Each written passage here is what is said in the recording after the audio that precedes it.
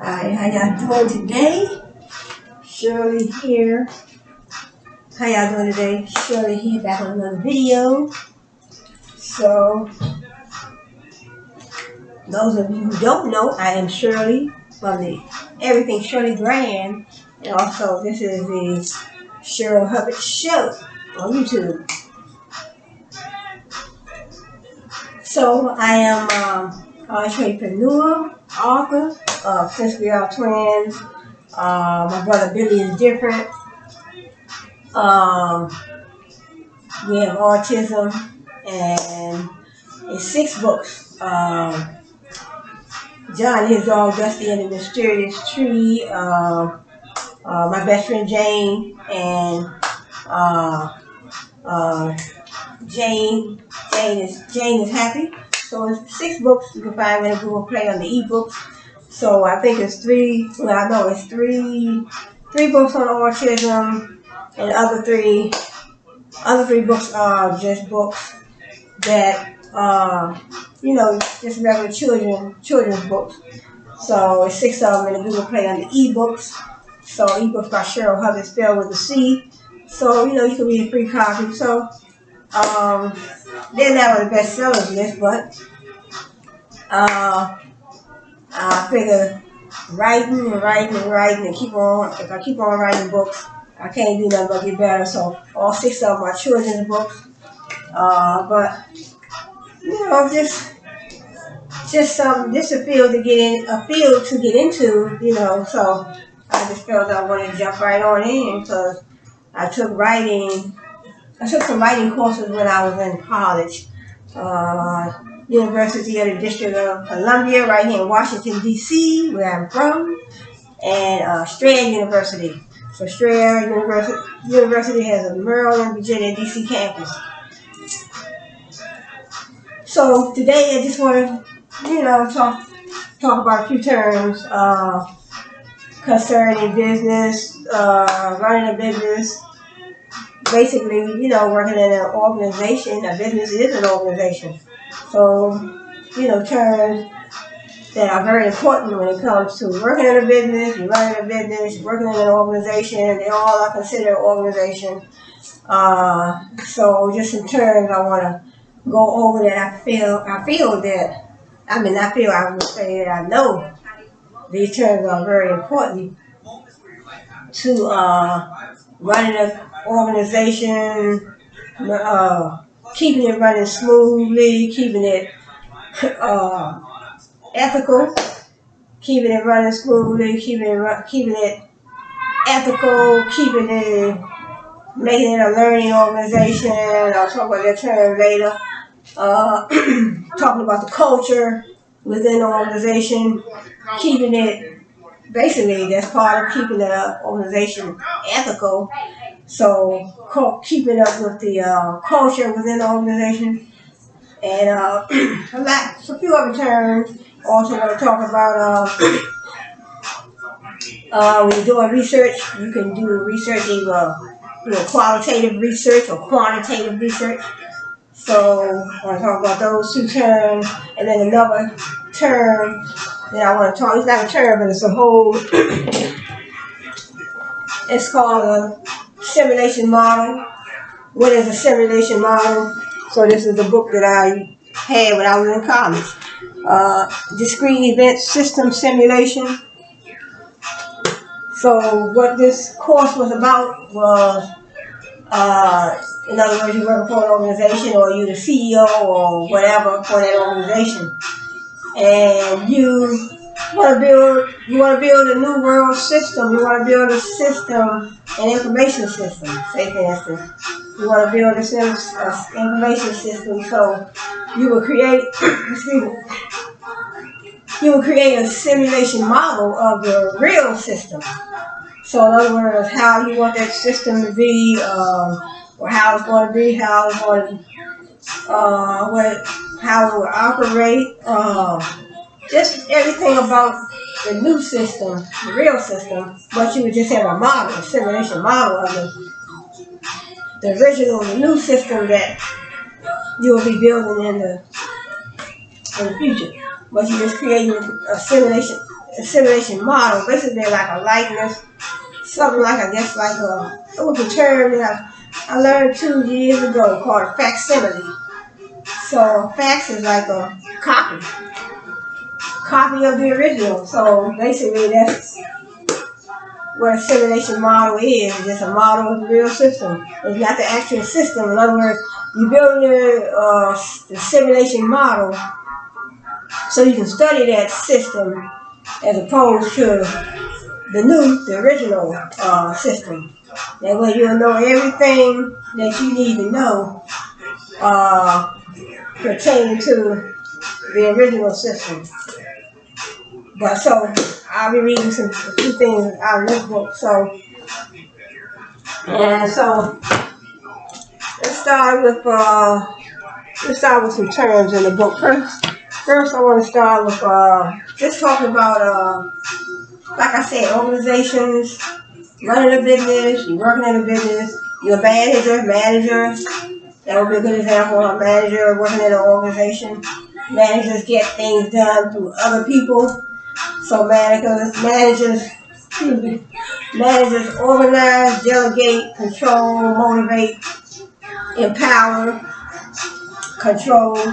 So managers working within an organization, managers need to make sure everybody is doing their assigned job assignment, I guess I would say.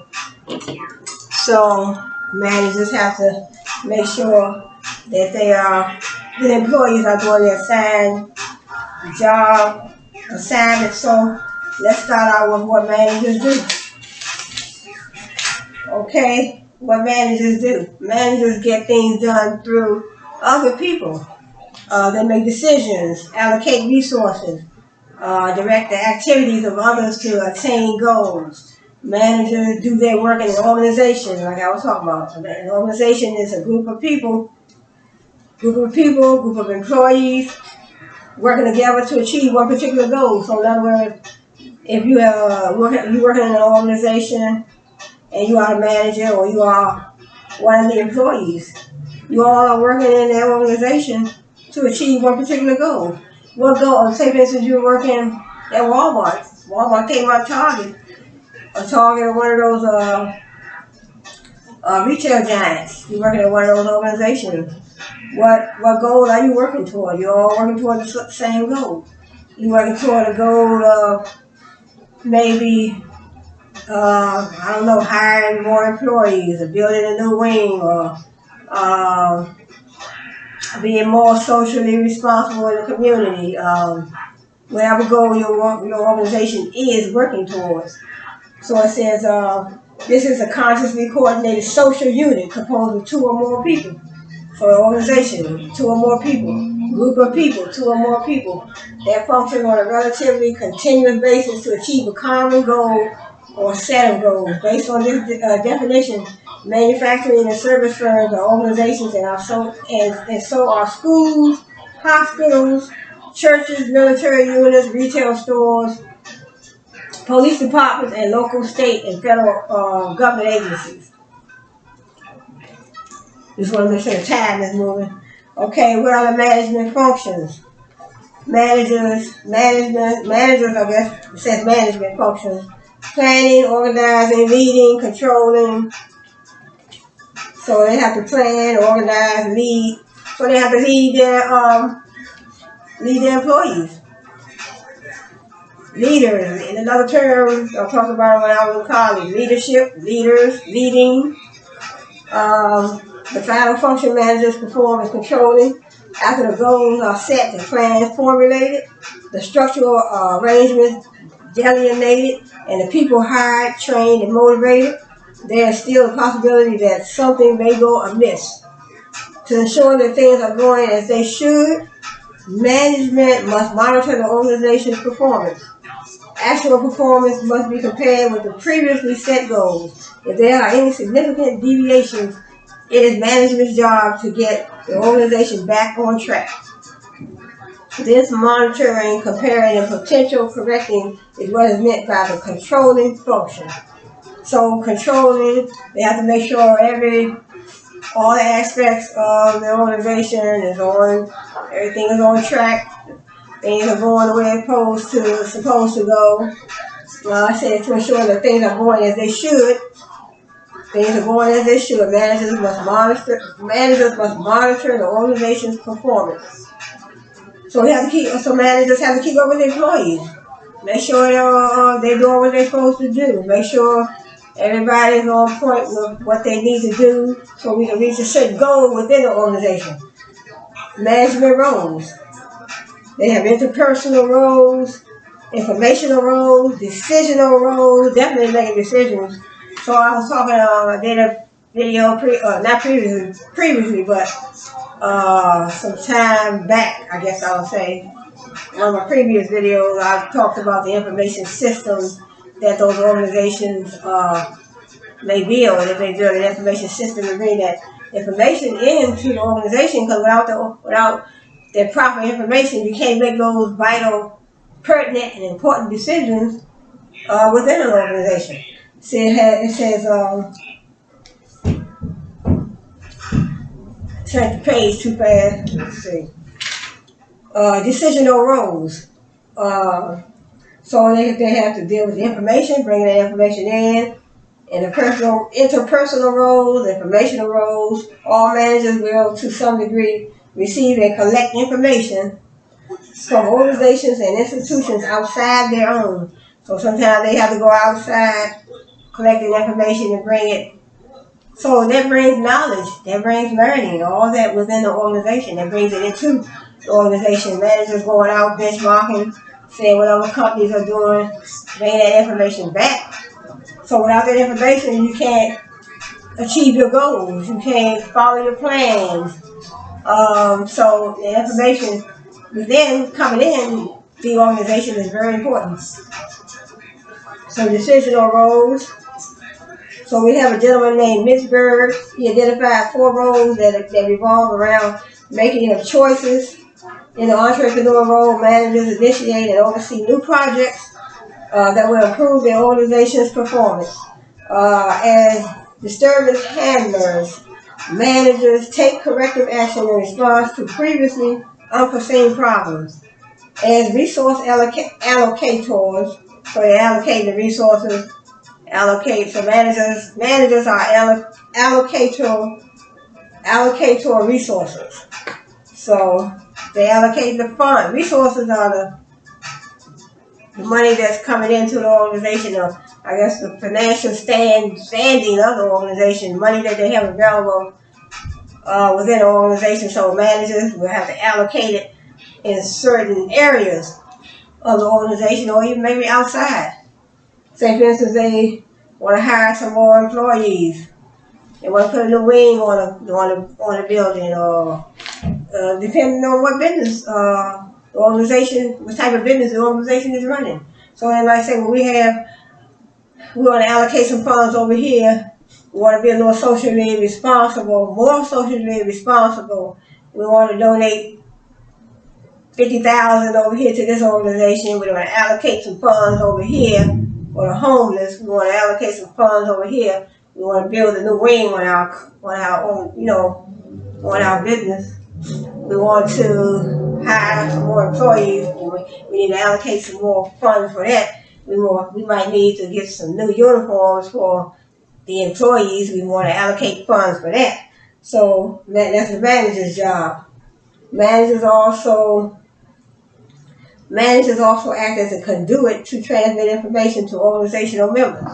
So they have to make sure all the members within the organization have all the information that they need. Because without information, what can you do?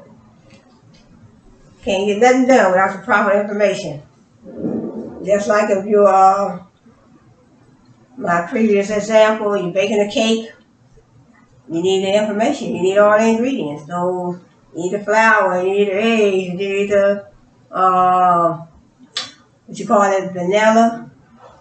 You need the vanilla extract. You need sugar, whatever you need. That is the information coming in. Because if you don't have the information to know that you need a particular those particular ingredients, you won't know how to put that cake together, how to make the cake without that information, without the proper information. So, like previously in one of my videos, I talked about the information system. So that was my major at Australia University. So an information system is any system you set up to bring information in, whether it's a fax machine, whether it's a mainframe, a mini computer, microcomputer, supercomputer, Xerox machine, whatever it is, whatever, it could be pen and paper, where you're writing down, you're taking notes, writing down information, you're doing research. You're doing research online, and you're writing down, you're jotting down notes. That's information. That's information right there. But then you also have information, computer information. There's another course called Computer Information Systems, where you're using technology, you are using a computer to bring that information in.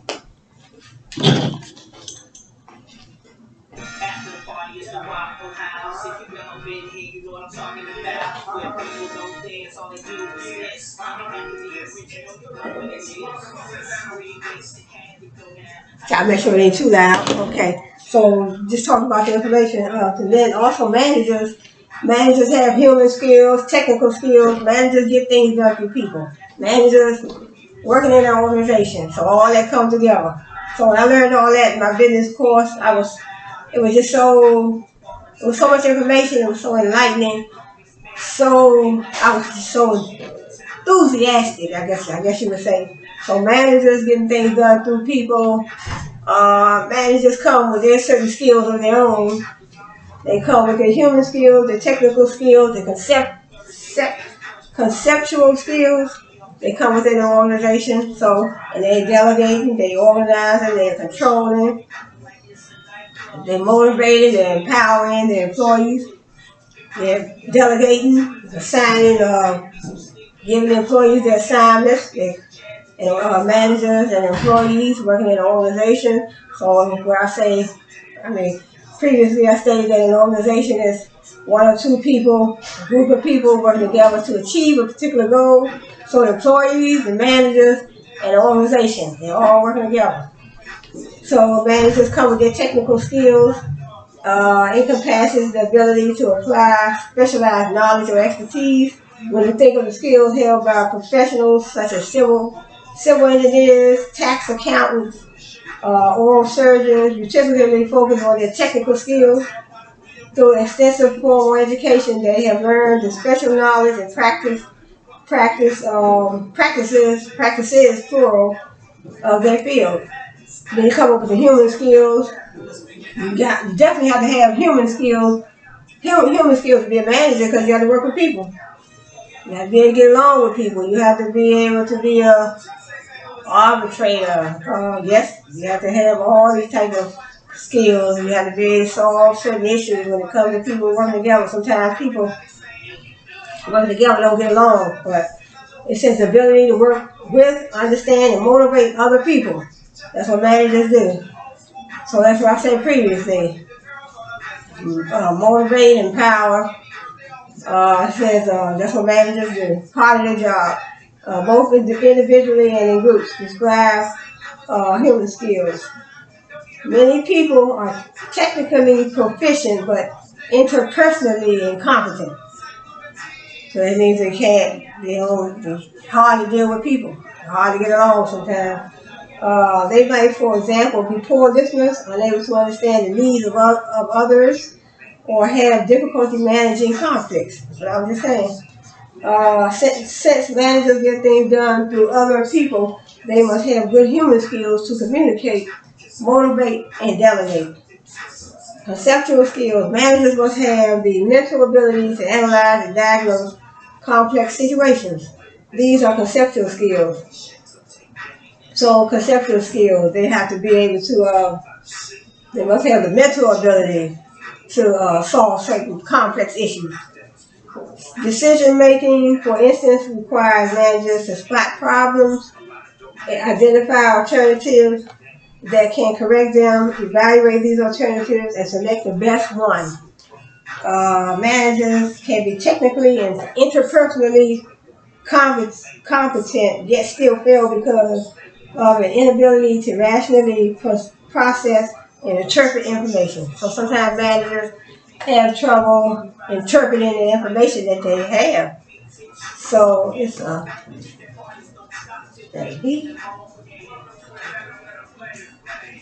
all right, look like I had a flag out in here, so let me see. Hold on, let me take a break real quick.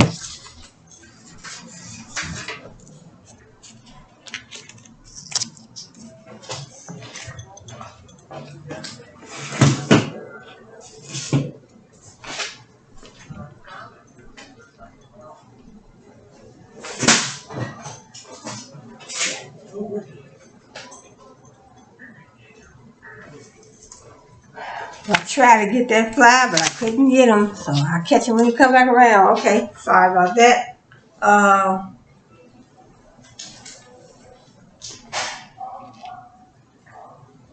Okay, so let me move on to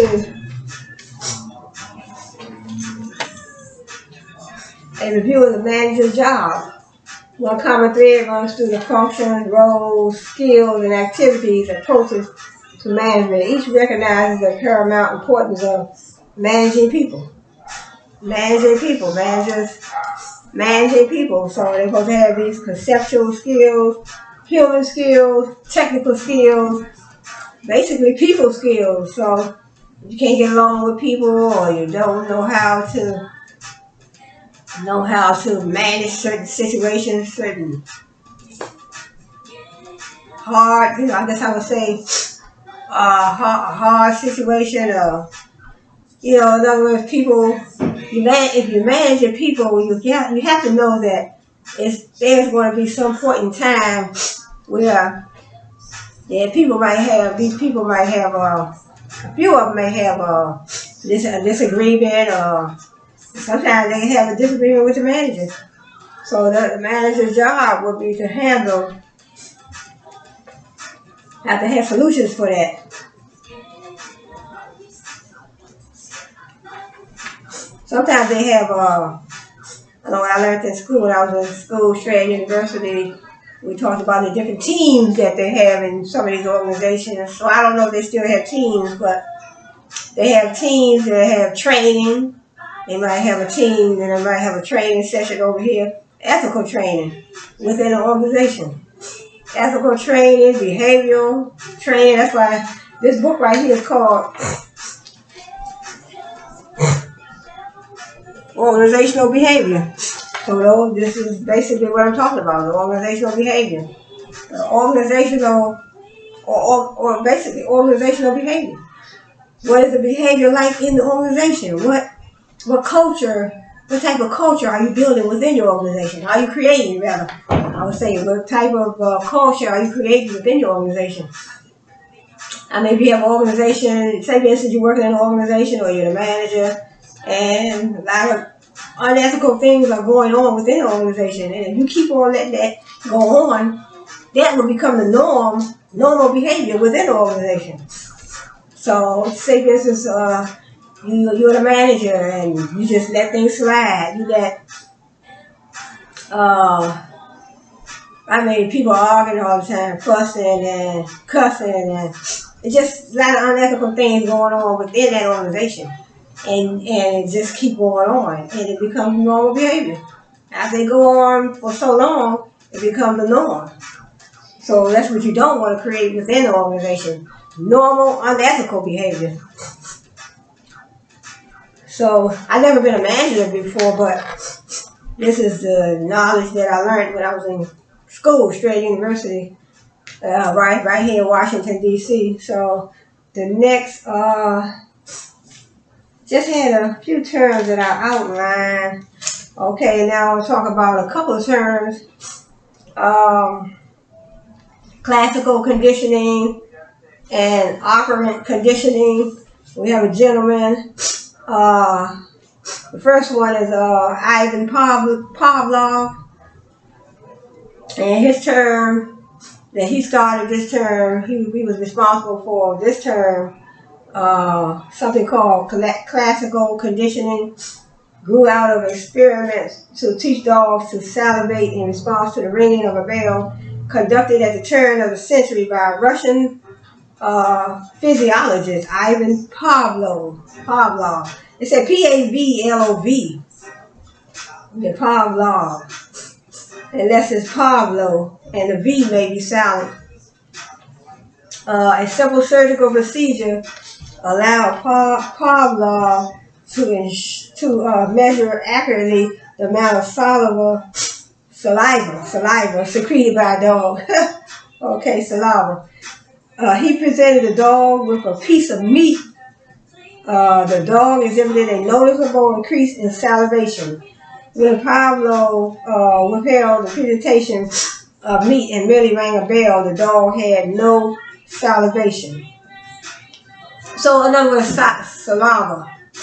That's the term. So, I was going to say saliva. So, in other words, the dog was conditioned. In other words, it was the thing that was happening. It was happening time and time again, over and over again. The dog was conditioned. When he had that piece of meat, he produced more saliva than he did when Pablo didn't give him any meat. So in other words, when you hear a bell ring, in other words, you're doing something, you're just going about your merry way, and then you hear that bell ring, you have a different reaction because you heard it. When you hear it several times, because it's the same sound, the same tone. Every time you hear that, you have a certain reaction because you're conditioned to that particular sound of that bell. So that's what Ivan Pavlov was talking about. So it says, when he presented the dog with a piece of meat, the dog exhibited a noticeable increase. So when he gave him the meat, he had an increase. So in other words, he was conditioned to every time he got that piece of meat, he had more saliva to produce than he did without them giving him Pavlov giving him the meat. So that's what they call classical conditioning. Then we had another gentleman. We have another gentleman called B.F. Skinner. So B.F. Skinner, operant conditioning. So B.F. Skinner said argues that behavior is a function of its consequences. Behavior is a function of the consequences. People learn to behave to get something they want or avoid something they don't want. Operant behavior means voluntary or learned behavior in contrast to reflective or unlearned behavior. The tendency to repeat such behavior is influenced by the reinforcement or lack of reinforcement brought about by the consequences of the behavior. Reinforcement, therefore, strengthens the behavior and increases the likelihood it will be repeated. So Pavlov did for classical conditioning, the late Harvard physiologist B.F. Skinner did for operant conditioning. Building on earlier work in the field, Skinner's research extensively expanded our knowledge of operant conditioning. Even his staunchest critics, who represent a sizable group, admit his operant concepts work. Behavior is assumed to be determined from without, that is, learned rather than from within. So, B.F. Skinner, he felt that behavior is learned. So he felt that behavior is assumed to be determined from without, that is, learned rather than within, reflective or unlearned. Skinner argued that by creating pleasing consequences to follow specific forms of behavior, the frequency of that behavior will increase. So in other words, he argued that by creating pleasing consequences to follow specific forms of behavior, the frequency of the behavior will increase. So in other words, if you know that you're going to get, so it's B.F. Skinner, if you know that you're going to get 5 bags of potato chips, then the outcome will be better. The positive behavior will increase. So if you know, I'm gonna get 5 bags of potato chips, so I got finished mowing my lawn or sweeping up cleaning up in my house or doing my mommy told me to do those wash the dishes, so I know I'm going to get 3-4 bags of candy, 5 bags of potato chips, or whatever the positive outcome, whatever the positive, I guess I would say, I guess I would say it wouldn't be the behavior. It would come because of the behavior. So in other words, you get, I guess it would be when you clean it up, when you're cleaning up all the time, you're washing the dishes, that would be the reinforcement. But then when you get, it would be the outcome. The outcome would be increased. The outcome would be increased. In other words, the outcome would be increased, not the outcome, but in other words, you'll be more willing, I guess I would say, to wash those dishes and clean up because you know that you are going to get a positive outcome. You're going to get the reinforcement. That reinforcement would be those chips and those that candy, those chips or whatever you're going to get. That makes you feel like, shoot, I wash the dishes 5 days a week because I know I'm going to get this. I know I'm going to get those chips and that candy. So it says behavior is assumed to be determined from without, that is learned rather than from within. It says people will most likely engage in desired behavior if they are positively, that's what I said, reinforced, positively reinforced. So that reinforcement, you get those chips, candy is a reinforcement. So it says people will most likely engage in desired behavior. So you engage in desired behavior. You'll be glad to wash those dishes. Sweep that lawn up, or sweep the grass, cut the grass, mow the lawn, wash the dishes, or whatever. Because that reinforcement would be that benefit in the end. Would be that reinforcement. Those chips and that candy, you be like, look, I'll wash the dishes because I don't mind. I want to get that. It's just like not a punishment, but it would be like it's the reinforcement, but it's also it's a reinforcement. There's another word I can't think of right now, but it's a benefit as well. Reinforcement, benefit. See, operant. You see illustrations of operant conditioning everywhere. It says, for example, any situation in which it is either explicitly stated or implicitly suggested that reinforcements are contingent on some action on your part involves the use of operant learning.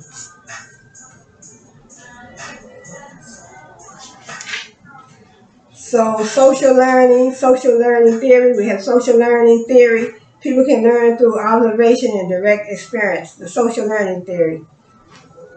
Of course, if you learn, you're constantly doing something, you learned it from somewhere, and you're constantly doing it. So it's in other words, you observe something, some particular situation, and you learn from it. So that's what they call the social learning theory. So then we're talking about, let's see, just some terms in here I want to go over. See, reinforcement and unethical behavior. Let's talk about the value. Your value system. So I was talking in my previous video about creating a customer value, and also the employer value. So you're a customer, you're going into business, you want to purchase something. So you still may look at before you purchase, or even when you're making your choices of which brand you want to purchase from, you want to look at the value system of their business. In other words, you go to Walmart, you go to Kmart, you go to Target. What is their value system? If you don't want to shop at a store, those big name giants right there, retail giants I would call them, you don't want to know that their value system is unethical. They always are unethical. The employees are unethical, and so the value system. So let me see. I have a flag here I'm trying to get.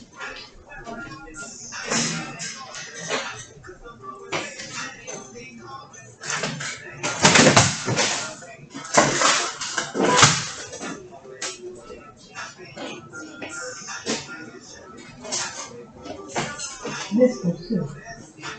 Oh, there it is. Right. Yeah.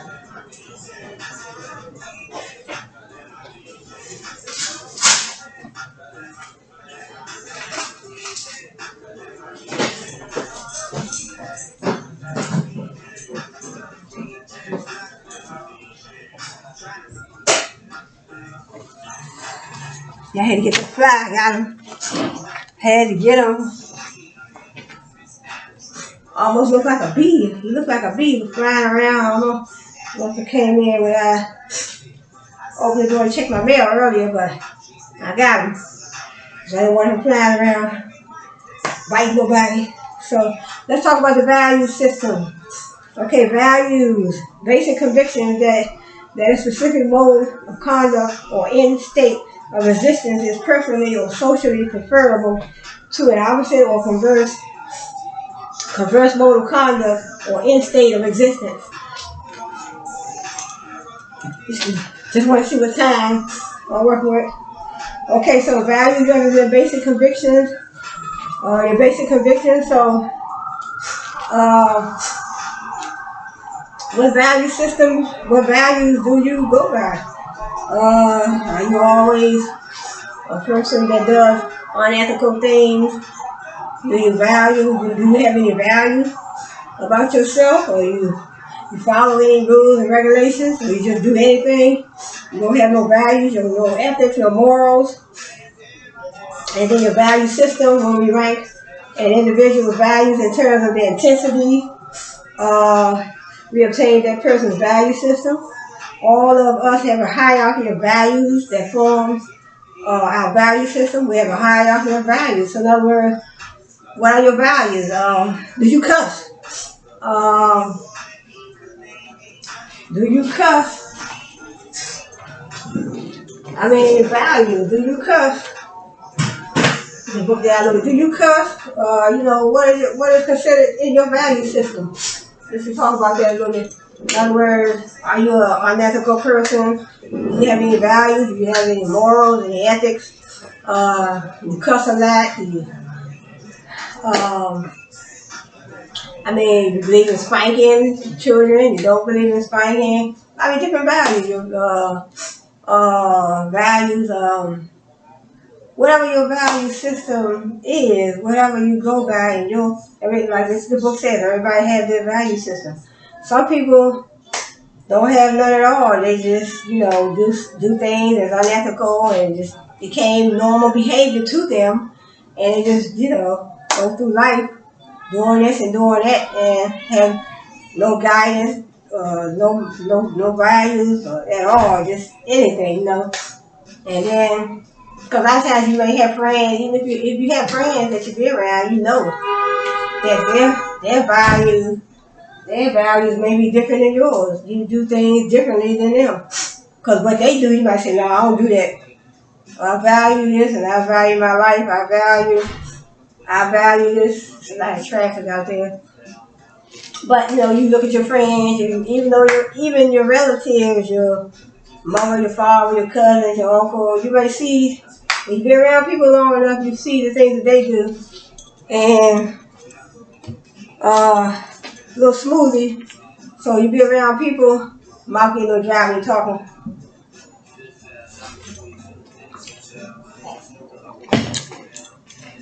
Here's my Lala pina colada. So, yeah, so when you're around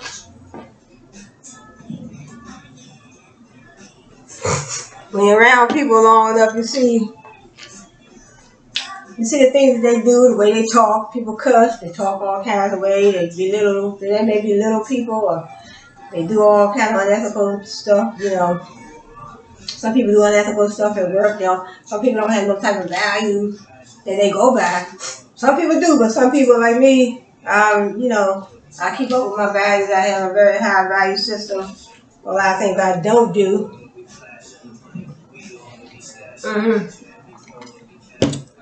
So that is the term. Your values, and your value system. So, let's see. What other terms do I have? I talk about motivation. So I was saying managers organize, control, they lead, delegate, motivate, empower. So motivation, maybe the place to begin is to say what motivation isn't. Many people incorrectly view motivation as a personal trait that is some habit and others don't. In practice, some managers label employees who seem to lack motivation as lazy. Such a label assumes an individual is always lazy or is lacking in motivation. Our knowledge of motivation tells us that just isn't true. What we know is that motivation is the result of the interaction of the individual and the situation. Certainly, individuals differ in their basic motivational drive, but the same employee who is quickly bored when pulling the lever on his drill press may pull the lever on a slot machine in Las Vegas for hours on end without the slightest hint of boredom. Right? In other words, he at work, but he get bored when he has to pull the lever at work. But if he pulling the lever over there on his slot machine, trying to win that money, he is not bored. Motivation is as the willingness to exert high levels of effort toward organizational goals, conditioned by the effort's ability to satisfy some individual need. So you motivate, managers can motivate you, your co-workers can motivate you. Motivation, empowerment, those are two very important terms. Then it has something called the Theory X and the Theory Y. Douglas McGregor proposed two distinct views of human beings. One basically negative, labeled Theory X. The other basically positive is Theory Y. So Theory Y is positive, Theory X is negative. According to Theory X, the four assumptions held by managers are as follows. So Theory X is the negative, Theory Y is the positive. Okay, so the negative is employees inherently dislike work and whenever possible will attempt to avoid it. Since employees dislike work, they must be coerced, controlled, or threatened with punishment to achieve goals. So then that's where B.F. Skinner and Pavlov's theory and B.F. Skinner theory, that operant conditioning. So if you say that employees don't like work, if you have that positive reinforcement for them, but I mean, you get your paycheck, that's enough reinforcement for me. But really, so B.F. Skinner and Pablo. So this is Douglas McGregor. He's saying that Theory X is for basically people that don't like work, and Theory Y is for people that do like to work. So it says, because it says basically positive label theory is the Theory Y, but negative is Theory X. Employees will avoid responsibilities, so this is Theory X. So that's the negative. Theory X, he's saying that Theory X people don't like, they're negative, they don't like to work. Theory X people are negative, they don't like to work. Most workers place security above all other factors associated with work and will display little ambition. Then you have the Theory Y. This is the gentleman named McGregor. Douglas McGregor. So you can always look him up, do a little more research. There's a lot of different people we learned about in school. Definitely B.F. Skinner and Pablo. And this is Douglas McGregor. I also learned about Abraham Maslow, the hierarchy of needs. So self-actualization needs, self-esteem needs, basic needs, human needs, social needs. It says McGregor listed 4 positive assumptions.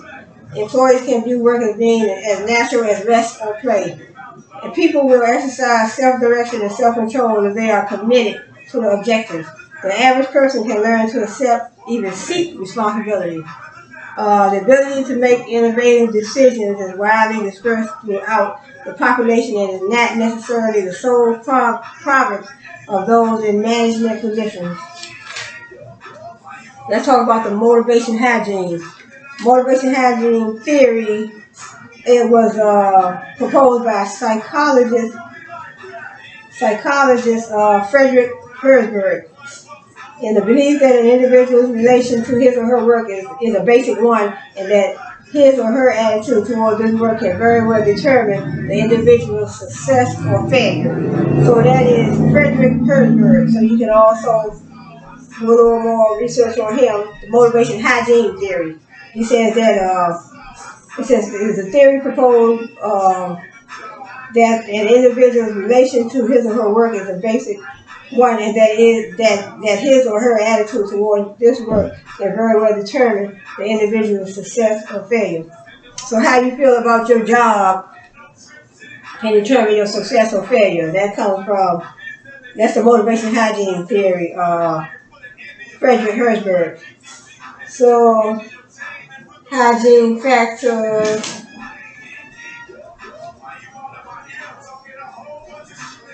Then there's another gentleman called McClellan's theory of needs.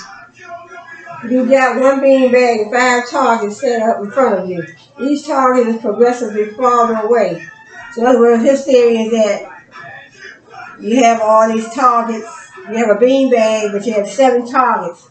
But I think the fifth one, well, very few. In other words, very few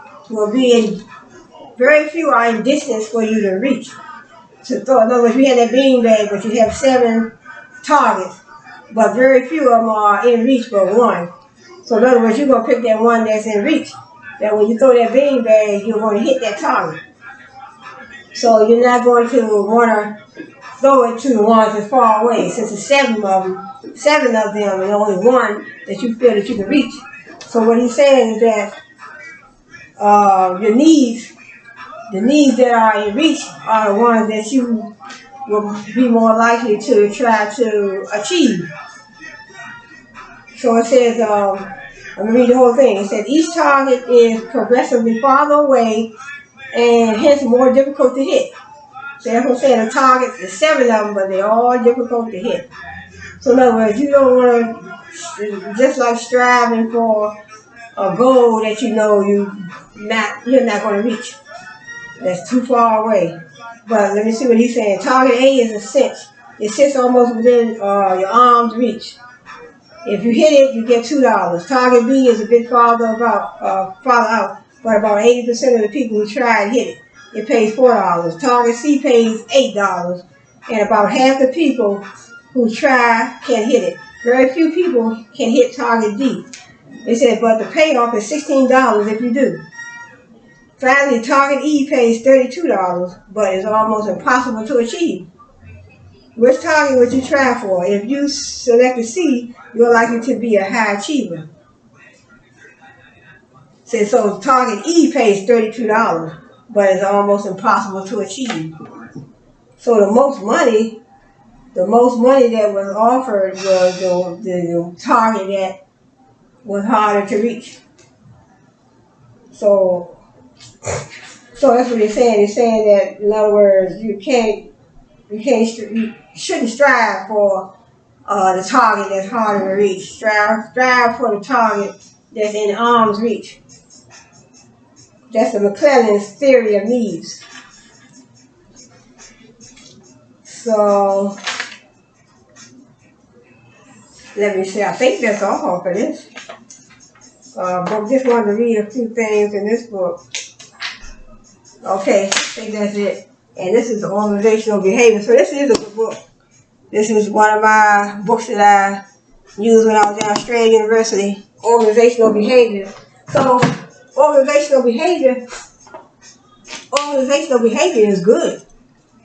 Because when you think about it, organizational behavior is good because so organizational behavior, when you think about when you're working in an organization, you're a manager, as I said previously. Say for instance, you're CEO or you're working in a corporation or organization, working for somebody else, but basically you own your own business. You own your own business, that's considered an organization. A group of more, one or two people working together to achieve a particular goal, that's an organization. So in that organization, organizational behavior, the book, organizational behavior is very important. Culture, your cultural environment, that's very important.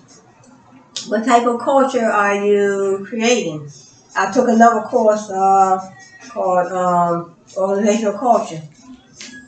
So what type of culture are you creating in that organization? So that's part of the organizational behavior. Are you creating a culture within an organization where a lot of people are disloyal, dishonest, unethical, and a lot of things going on and nothing is being done about it. They don't do nothing. They just let it go on. It becomes the norm. That's the type of, you don't want to create that type of culture within an organization. And I took another course I took called business ethics. So that's part of, that was a good course too, business ethics. I took organizational behavior, business ethics. So we talked about, it was a lot of cases in the book too, a lot of examples in the book where companies were doing unethical things, like they had this one company in there that was dumping dangerous chemicals around people's homes and wasn't nothing done about it. So that was one unethical case, and I still have that book too. I may introduce that book maybe in my next video. But organizational behavior, organizational culture, creating that culture, positive culture within an organization, working on your social responsibility within a community. So in other words, you have your business. You are always thinking about marketing, advertising, promoting, marketing channels, target markets. You're thinking about the competitive advantage. You want to outcompete your competitors. Total quality management, continuous improvement, different terms like that, and also some of the terms that I read, and also leadership coming from management. First of all, total quality management, that's when all the employees get together, all the employees, the managers, all the employees, they're all working together to improve all the processes, all the processes in all the departments within an organization. Total quality, because you want quality, you want to produce quality, you want to create quality in all aspects of your business. So when all the employees pulling together, all the managers and employees pulling together, create that total quality in all your departments within the organization. So that's total quality management. So total quality management, you still have to continuously improve processes. So that's still a part of continuous improvement. You want to keep on being creative, keep on being innovative. That's a constant thing when you're running a business. When you're running a business, that's constant. And that's why you see a lot of these, if you don't do that, that's why you see a lot of some businesses become extinct. So they die off. Remember the dinosaurs? They died off. So, but we never, we weren't going to be that old. We weren't that old when we were here, when the dinosaurs were here. That would be so funny. But that's something else. I know we learned about the Homo sapiens. We learned in one of my courses, we talked about the Homo sapiens. Dinosaurs became extinct. They died off. And they still have the deer. They still have the deer here. They haven't died off yet. But I know one time in the news they were killing some of them off because there's so many over there. It was I think it was a park over there. Was it Rock Creek Park? One of the parks over there, right here in D.C. So I haven't heard any more But I know we used to see them all the time coming down 16th Street. They run out right out in traffic. But they haven't become extinct yet. But so still get back to total quality management, continuous improvement. We got the organizational culture, organizational behavior, and creating a learning organization. So I'd rather create a learning organization than create a unethical organization with no values, no morals, no ethics. So yes, create a learning organization. You want to learn from each other. You want to empower each other. You want to reach your goals. So that is very important. What can your employees learn from you as a manager, and what can the manager learn from employees? Managers come in, when I was reading, managers come in with their human skills, their technical skills, and their conceptual skills. So what skills do a lot of employees come in with their own skills as well? They definitely have to have the human skills as a manager dealing with people, because they deal with people all the time. So they get things done through other people. So then you are an employee. What skills are you coming in with? You might be a paralegal coming in, working in a law firm. You might be you could be a secretary, a typist, a computer programmer. Those are the skills that you bring in to the organization, so that can, help create that learning organization. And as I was talking about earlier, the culture when you're creating culture within an organization, you got everybody working together. You got different people working together. You might have another term I learned too. You have diversity. You build that cultural environment. You want it ethical. You want it morally sound. You want a high value system. Even if you have diversity, not diversity, yeah, diversity, but another term, the same term, but I want to say it a different way. You want to have a diverse workforce. You want to have a diverse working environment. If you have a diverse working environment, who's to say that everybody's going to be able to get along? So you also have that diversity training, ethical training courses, diversity training. So diverse, you have different races. You have different races that's working in, because everybody bringing in different skills, different knowledge, different skills. So that's part of their culture. Part of their culture. Different knowledge, different skill sets, different knowledge, different beliefs. That is what culture is. Different beliefs, different skill sets, different knowledge.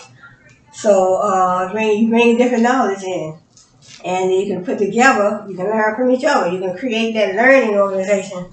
So, but not saying that everybody's going to be able to get along. Hopefully, when I've worked in places that people don't get along all the time. So, but so that's how they go. But so those terms are very important. So I say organizational behavior, leadership, or what is an organization.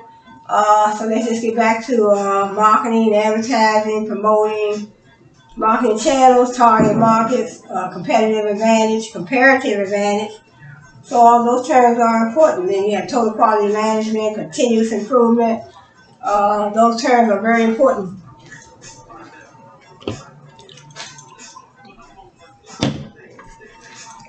So I talked about this one last. Let me just read this definition real quick for simulation model.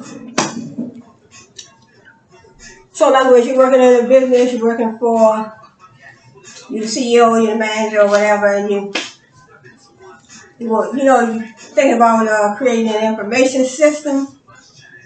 But you want to create an information system, but you want to create a simulation model first. Just want to read the definition so you can get a understanding of what the simulation model is. This will be a couple passages, okay? A simulation model basically is a model of the real system. actually, that way you can examine the simulation model as opposed to the real system. So you know exactly how the real system is going to work, what you need to do to that simulation model before you actually build the real system. And simulation is the imitation of the operation of a real-world process or system over time. Whether done by hand or on a computer, simulation involves the generation of an artificial history of a system and observation of that artificial history to draw inferences concerning the operating characteristics of the real system. So the simulation model will have the characteristics of the real system. So this is one of the courses I took in my master's program, Simulation, Discrete Event System Simulation. That's the name of the book, but the name of the course was Simulation Modeling. The behavior of a system as it evolves over time is studied by developing a simulation model. So you study the simulation model as you develop the real system over time. So that's good, because that way you'll know how the real system is going to, you'll know exactly how you want the real system to turn out, because you study the simulation model. When you study something, then you know how the real one is going to turn out. From the simulation data are collected as if a real system were being observed. So you're observing the simulation model. You're not observing the real system. But eventually you will be observing the real system. This simulation generated data is used to estimate the measures of performance of the system. This book provides an introductory treatment of the concepts and methods of one form of simulation modeling, discrete event simulation modeling. The first chapter initially discusses when to use simulation, its advantages and disadvantages, and actual areas of application.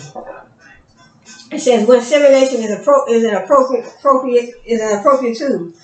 The availability of special purpose simulation languages, massive computing capabilities at a decreasing cost per operation, and advances in simulation methodologies have made simulation one of the most widely used and accepted tools in operations research and systems analysis. Circumstances under which simulation is the appropriate tool to use have been discussed by many authors. Simulation enables the study of and experimentation with the internal interactions of a complex system or of a subsystem within a complex system. So simulation enables the study of, so in other words, you study in a real system, it's like an experiment. See, experimentation with the internal interactions of a complex system. When simulation is not appropriate. It says, the first rule indicates that simulation should not be used when a problem can be solved using common sense. An example is given of an automobile tag facility serving customers who arrive randomly at an average rate of 100 people per hour and are served at a mean rate of 12 people per hour.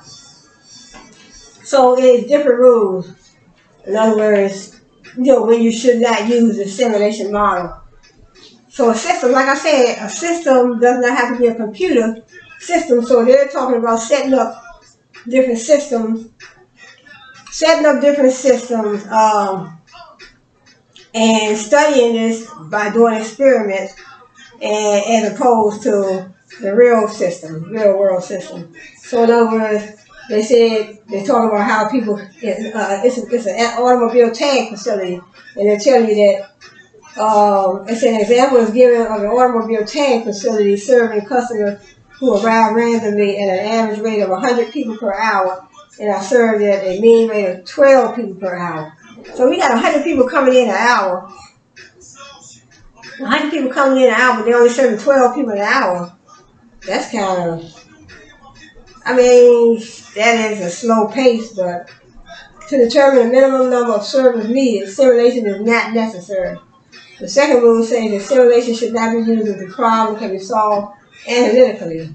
For example, under certain conditions, the average waiting time in the example above can be determined from curves that was developed by Hillier and Lieberman, 1995.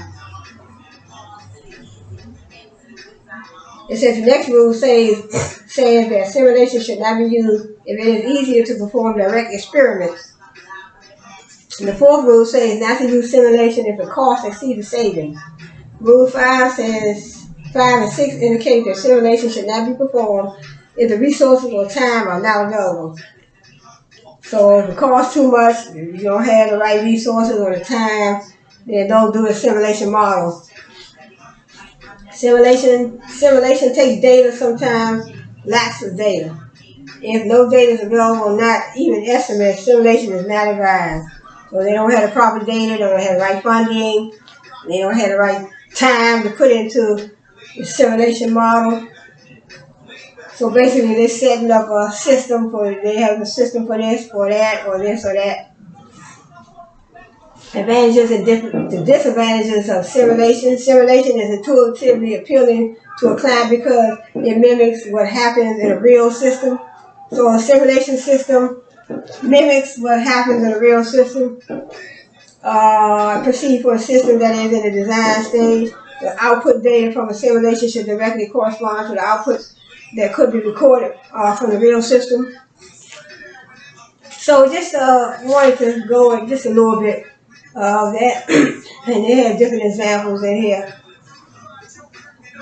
See, a system is defined as a group of objects that are joined together in some regular interaction or interdependence toward the accomplishment of some purpose. It has to have a purpose. So what is the end result? What is the purpose for that? Components of the system.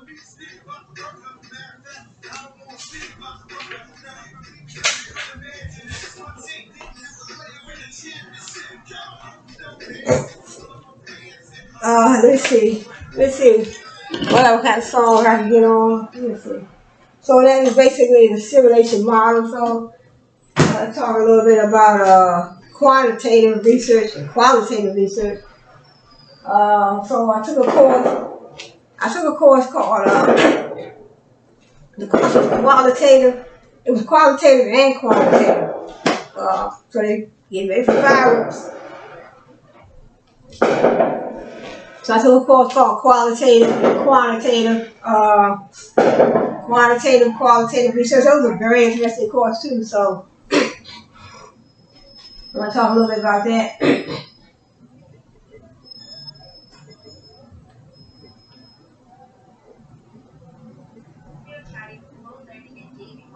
Yeah, so I'm going to talk a little bit about that. Every time I get to talking, my throat gets a little scratchy, so nose get stuffy. I had to turn my air conditioner off.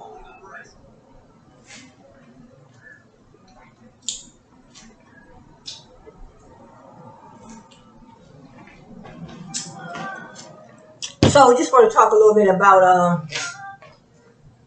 I don't really need the book for that. I mean, I guess I can use it, but, so this book right here, qualitative research. Both of these are qualitative research books. So basically qualitative research, I have quantitative research too, but I had that. I think I put that book over there. But basically, you're in college or wherever you're at. I mean, not even in college, but you're running an organization, you're working as a manager, you might want to do some research. So, do you want to do quantitative research or qualitative research? So, qualitative research is when you go down in the field to do your research. That's qualitative research. So, in other words, you want to do some research on excuse me. You want to do some research on DC Public Schools or Virginia Public Schools, Maryland Public Schools. You go down in the field, you go down directly to the school. And that is what they call qualitative research. In other words, they call that field research. So qualitative research, you're going down in the field, you're going to the site. And say for instance, you want to do some research on baseball players. You want to do some research on baseball players, or even them, or not even them, or even something down there in the office, in the corporate office, deal with baseball. You're going down to the location.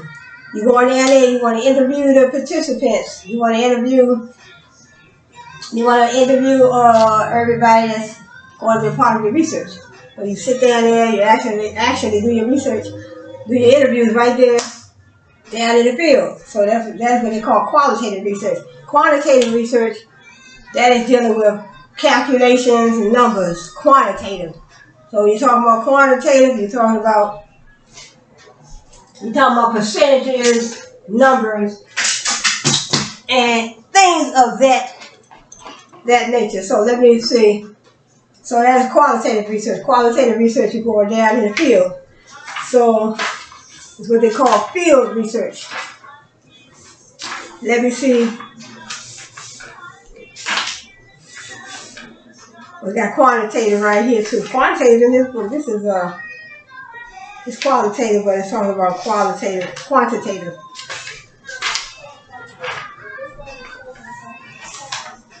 Hey, let me see if I can find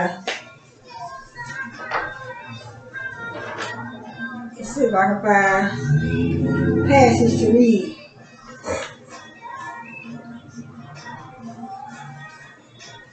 Well, basically, qualitative research is dealing with the field research. Okay, right here, Dave.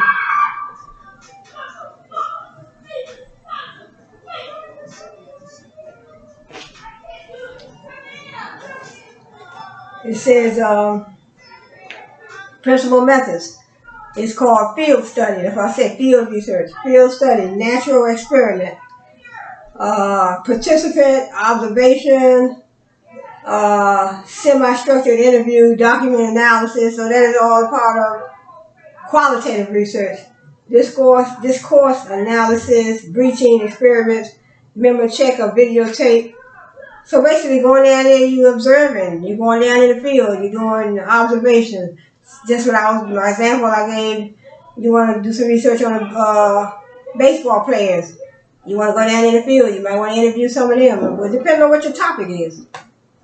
You might want to say you want to do some research on how many players are African American, or how many players, something about the players, and you want to interview certain ones because you want to go right down to the source. So that's field research. Down in the field, doing the observations, observing the participants, interviewing the participants. That's qualitative. So then quantitative basically deal with percentages and numbers. It's quantitative. Okay, so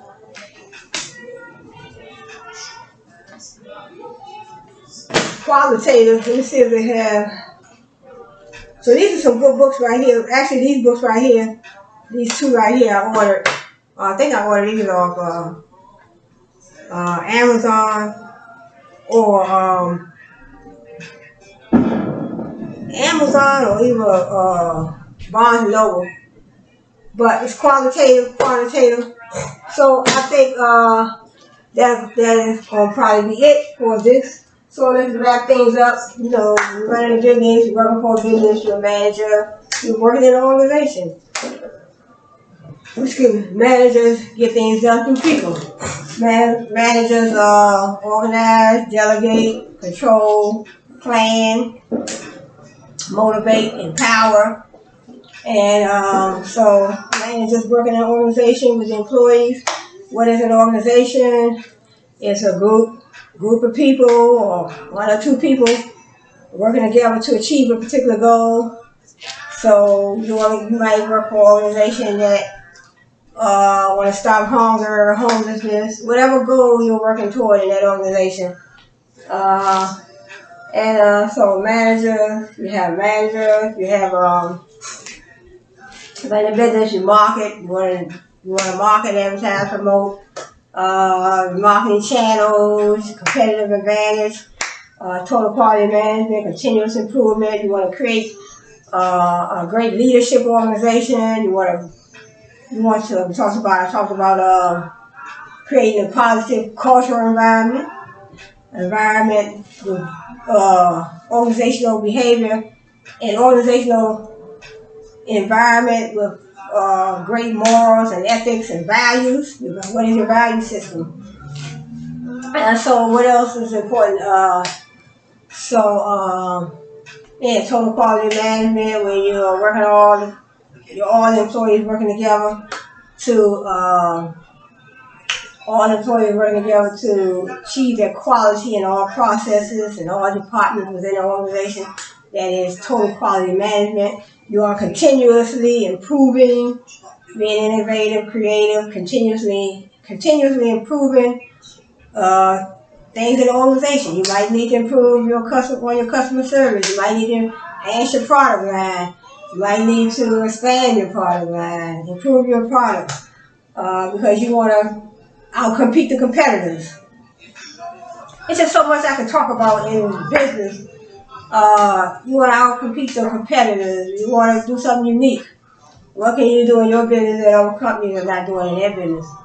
They're running an organization over there. They over there with their organization.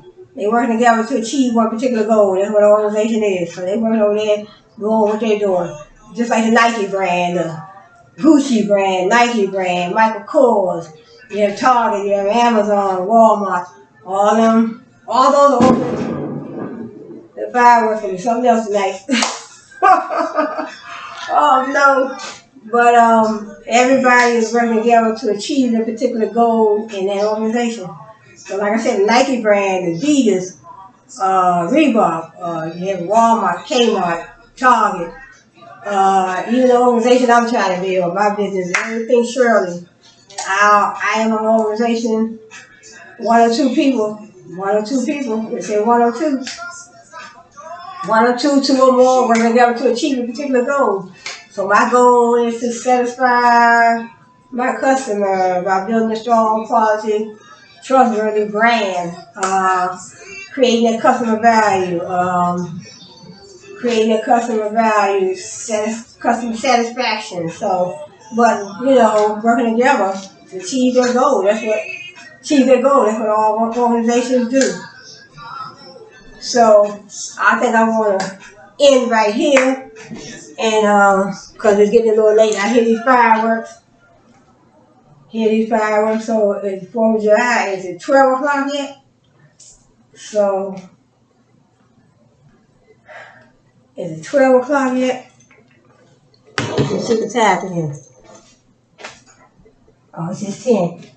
Okay, it's just 20 minutes to 10. So let's see.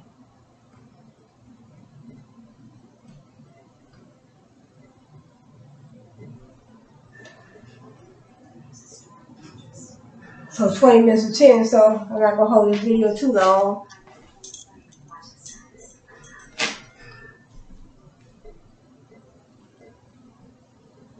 Yeah, so like I said, you're working in an organization, you're working as a manager.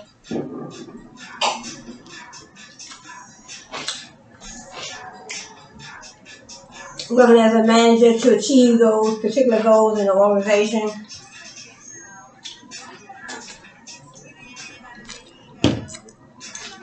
So, a lot of times when you're running a business, they say some businesses don't last 5 years, but I would say you have to continuously improve. Continuously improve your processes. Continuously improve your products. Get rid of all those bad apples. Improve your products. Improve your customer service. Improve your logo. Improve your labels. Continuous improvement. Total quality management. Building an organization built on leadership as opposed to building, I would say as opposed to creating an organization built on unethical behavior, the cultural environment within the organization. They have no value, no ethics, no morals. They're just creating normal, unethical working environment, not built on and not geared on leadership, not geared toward empowerment. So, so you're running a business, you want to do all those things. You want to, first of all, you definitely want to market, advertise, promote, and sometimes you have to have a strategy. Sometimes you have to change those strategies. In other words, you started out with a particular marketing, advertising, promoting strategy, but sometimes you have to change those strategies. Change if that strategy is not working, and you say, "Oh shoot, man, things ain't going right," blah blah blah. I think I'm going out of business. No, why not change your strategies on all aspects of your business?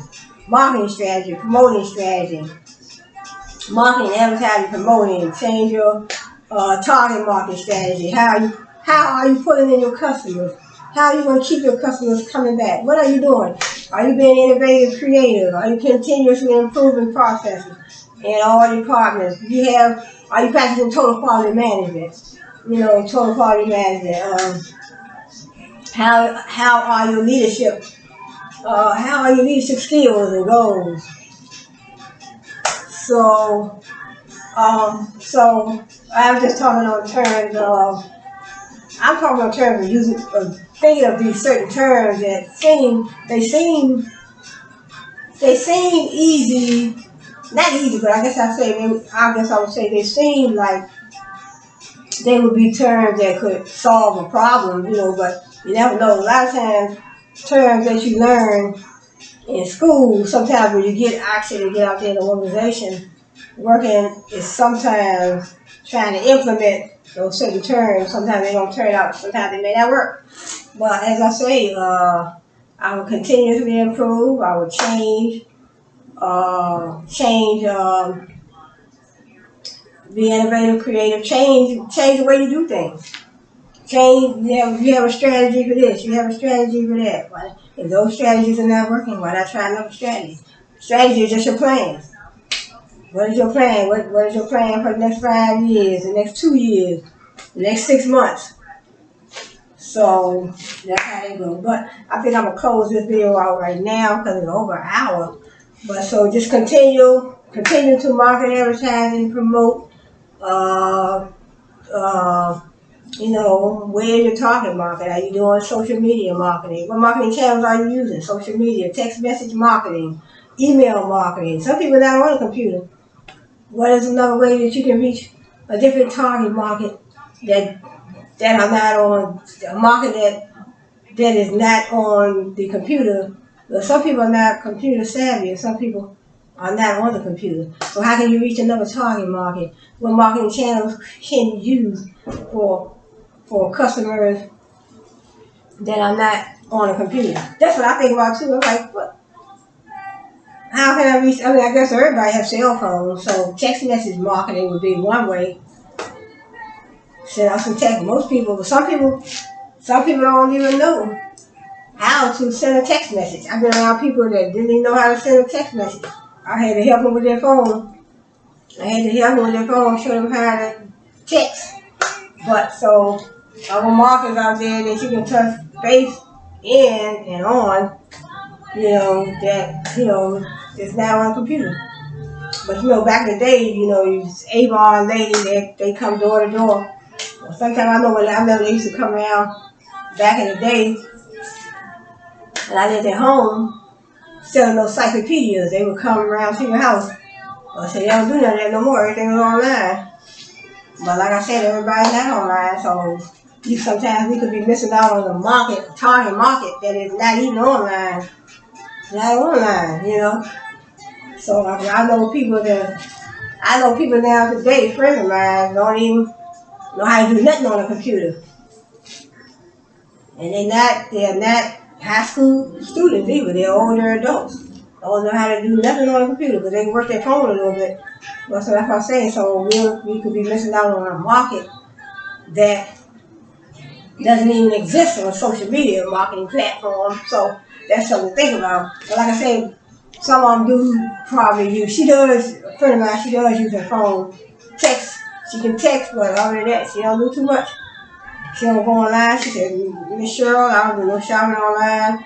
I don't know how to work that computer. I don't know none of that. But she does have a laptop. But I said, I can help you out, show you how to do a few things, because I know my way around the computer pretty well. But I want to say thanks for joining me today, and I hope you will continue to be successful in your business. So comment below, subscribe below, give me some ideas of things you might want me to talk about. But what I'm doing is just bringing out certain terms that I think that's important when it comes to running a business, keeping a business, running it smoothly, staying relevant, I guess I would say. Staying relevant. You want to become a learning organization. You want to be a learning organization. You want to be ethical. You want to have morals. You want to have values. You want to empower your employees. There's so much you want to do. You're thinking about continuous improvement. You're thinking about total quality management. You're just thinking about how you can, I guess I would say, expand your product line, enhance your product line, expand your product line. So it's so many things, but I want to close out on this note today. And I talked about a whole lot of things. Qualitative research. So doing your research, that's the first thing you do when you start out in your business. Do your research. Research, find out about that niche before you get into that business. In other words, my niche is, I make handroll for a bomb for men, women, and children. So that is my marketing niche. So I did my research. I found out a lot about that industry before I jumped in. So that's good too. Do your research, find out about the niche before you jump in.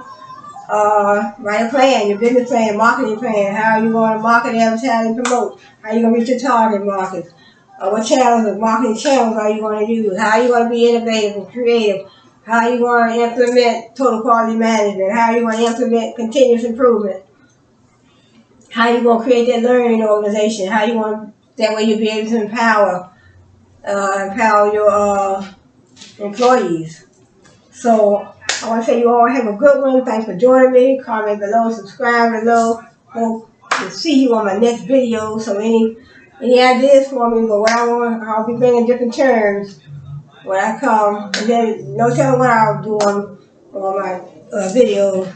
But most of the time I will be bringing different terms. But I might do some more accounting tutorials as well. Between accounting, business, and law. Those are the three things I usually will be talking about. And I also may talk about my books. So I'm still working on books. So like I said, check out my books in the Google Play Store and the ebooks by Cheryl Hubbard, spelled with a C. So they're just, I think 6 of them, 6 children's books. So I don't know if you got any ideas or any other topics you think I would be good at writing about. Check out my books just to read it. And you can read the free copies in the Google Play and the ebooks. So I do want to write some books about relationships. The last book was about friendship. Was a children's book about friendship, but I want to do a series on relationships. So I gotta narrow that topic down. So I want to get started on that. I want to do that, and also, Lord have mercy. But I want to also try to get my books in Target. That's my next move too. So I want to work on a series on relationships. And adult relationships, and then I want to working on getting my books, the books that I have already written, and working on getting those in Target. So Target or Walmart or Kmart, whichever one is, So I'm working on that. So I want to say thanks for joining me, and I hope to see you on my next video. So you all be real, be safe, and I hope you have a happy and joyous 4th of July, and I'll see you on my next video.